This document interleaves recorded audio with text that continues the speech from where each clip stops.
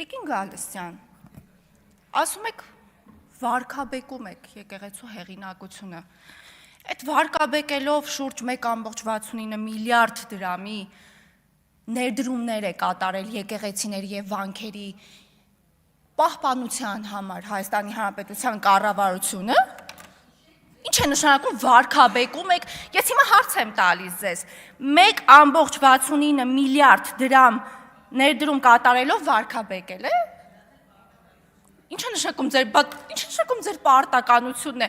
նախ մի ընդհատեք ինձ, իրարամերժ մտքեր էլ մի հնչեցրեք, այստեղից հետո այդտեղ տեղից, ես հիմա իհարկե ժամանակը ցավոք չի բավարարի, որ ես թվեմ օրինակ, քանի վանք և եկեղեցի է պահպանության արժանացել Հայաստանի Հանրապետության կառավարության կողմից իդեմս նախարարության, Ոսկեվազի Սուրբ Հովհաննես եկեղեցին, Իրինդի Սուրբ Աստվածածին եկեղեցին, Այգեշատի թարգմանչած եկեղեցին, Կոբայրա վանքը, Սանահինի վանքը,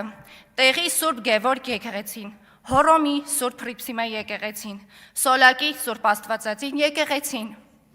Կամարիսի Սուրբ Հովհաննես եկեղեցին, Բնունիսի Սուրբ Աստվածածին եկեղեցին, Փարփիի Սուրբ Ծիրարավոր եկեղեցին,